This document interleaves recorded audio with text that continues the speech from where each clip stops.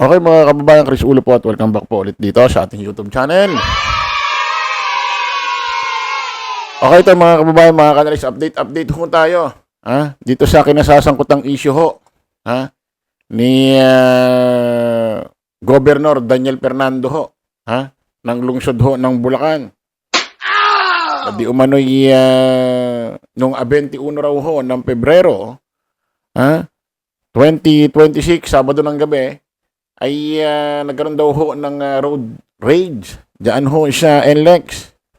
At kinonfirm mo ho, pinatotohanan ho iyan ni Secretary John B. Cremulya na meron talaga. Na kinasasangkutan ho ni Governor Daniel Fernando. Nauwi nga ho siya pag-check ho ng kanyang mga armas kung lisensyado o or hindi. Pero lisensyado pala, so binalik sa kanya. Pero ang inaalam na lang talaga ritong katotohanan ay yung ibinulgar ho ni media man journalist na si Ramon Tulfo na nirelay din ho sa kanya ni award-winning reporter na si Cabrahal na yung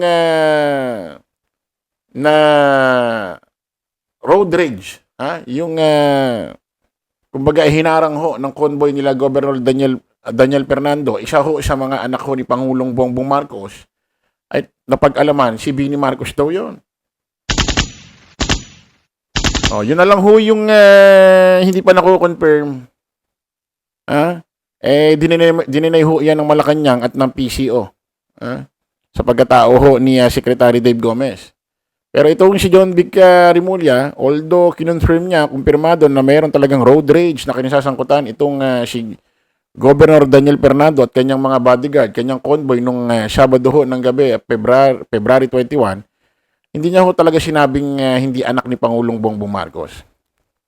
Wala rin siyang sinabing tao, kung sino, kung businessman, artista o ano. Masasabi niya regardless, anak ni Pangulong Bongbong Marcos or hindi. Wala siyang sinabing hindi anak ni Pangulong Bongbong Marcos. Nagtataka naman ako, pwede niya naman sabing hindi naman anak ni Pangulong Bongbong Marcos yon. Pero hindi niya sinabing ganon eh. Magmula ho ng mga kababayan ay hindi na ho nakita, hindi pa ho na-interview. Hindi pa ho, wala pang inilalabas yung pahayag itong si Governor Daniel Fernando. Hanggang sa ngayong araw ho na ito, mga kababayan, may balita na lumabas na ho ito, si Governor Daniel Fernando.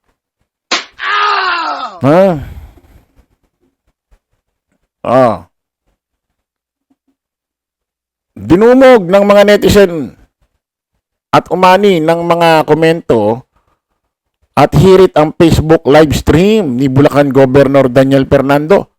Hindi naman pala sa personal. Sa social media lang pala lumabas. Parang ganito. Kaso ito video vlog sa kanya live stream. Sabi rito, wala naman palang bugbog. Facebook live ni Bulacan Governor Daniel Fernando. Dinumog. Ayan, no? Basahin ho natin yung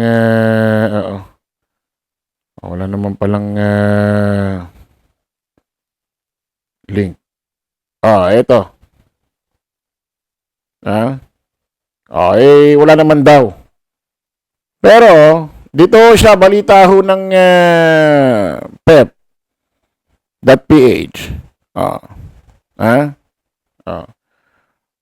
Ramon Tulfo ang daling matakpan ang black eye o pasya sa mukha. Magaling ang mga taga-showbiz dyan. Ang bata nga ay napapatanda nila sa harap ng camera dahil sa makeup. Ayan Ramon Tulfo nanindigang binugbog ng government official si Daniel Fernando. Binugbog daw ho talaga. According ho kasi sa isang post ho ni journalist Ramon Tulfo, meron daw isang naawang opisyal dahil tinutukan daw ho kasi ng baril itong si Bini Marcos. Hindi nila alam na anak ni Pangulong Bongbong Marcos nung oras na yun. Nung nagbigay ng ID, nagpulasan daw. Naku, Sus Mariosep.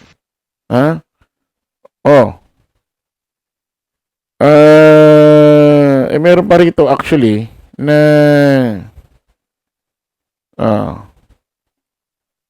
meron pa isang balita rito. Ayan oh.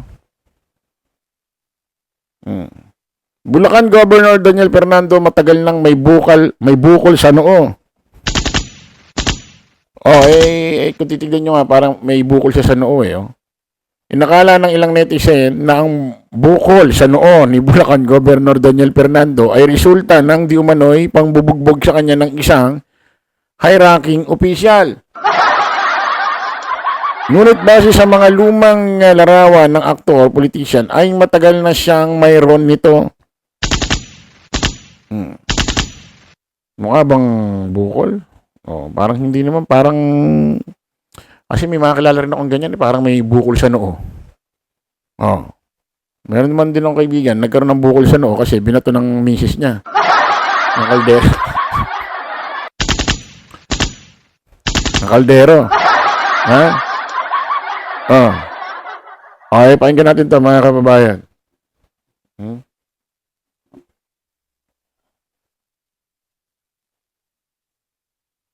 Bugbog sarado raw si Bulacan Governor Daniel Fernando matapos makasagupa umano ang isang presidential son sa road rage incident sa NLEX. Ang detalye sa agenda report ni Francis Polve.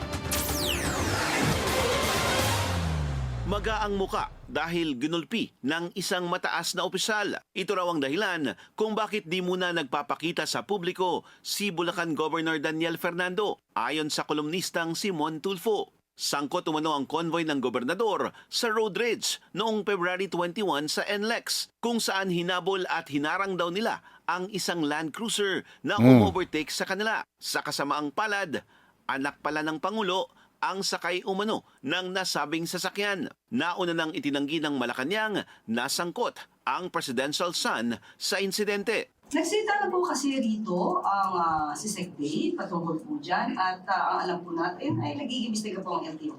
Most probably, mas maganda po maitanong ito mismo sa LTO.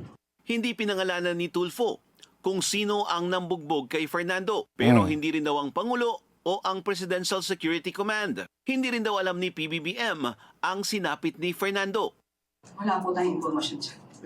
Kung kanya po galing yan, mas maganda po sa kanya po rumitanong. Sumipot si Fernando sa isang seremonya sa Capitol Gymnasium, pero tikaw ang kanyang bibig patungkol sa umano'y road rage. Sabi naman ni Tulfo, madaling takpan ng black eye at pasa sa muka. Magaling daw ang mga taga-showbiz dyan. Para sa agenda, Francis Polve, Belenario News Channel.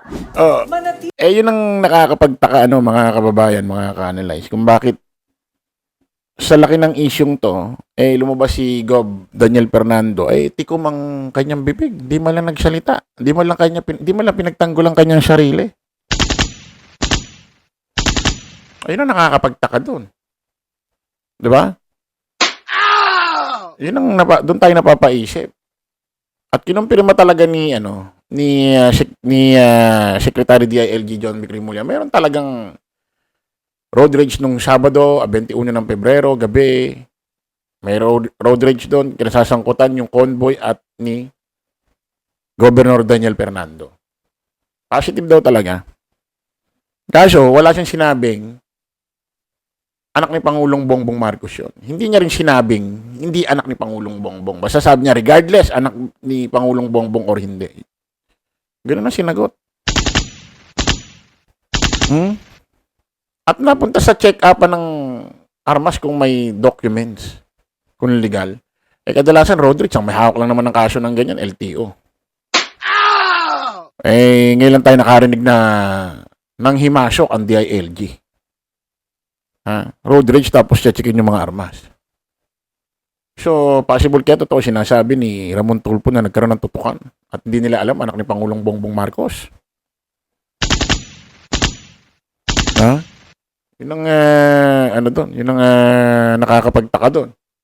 At according dito kay Yusek Atty. Claire Castro, kay Gov. Daniel Fernando na lang daw itanong kung talagang binugbog siya.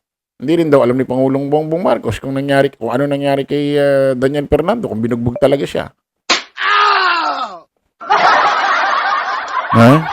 Kasi kung talagang gawa-gawa lang ni Ramon Tulfo ito at nirelay sa kanya ni award-winning reporter na si Carbajal, dapat magdemanda si si Daniel Fernando, si governor, pero wala. Tikom ang bibig, di nagpa-interview. Walang sinagot, di pinagtanggol ang sarili. Pero positive talaga may road rage, sasangkot. Ang hinihintay na lang dito kung anak ba talaga ni Pangulong Bongbong Marcos o hindi. Wala naman kasi binanggit si DLG Secretary John Vic Remulla na anak ng businessman, artista, kilalang personalidad. Wala. Sabi niya, regardless, anak ni Pangulong Bongbong o hindi. Kung tutusin, pwede naman sabihin, hindi anak ni Pangulong Bongbong Marcos. Isang kilalang tao. Businessman, pwede naman di ba? Bakit kaya gano'n ang sinagot ni Secretary John Vic Remulla?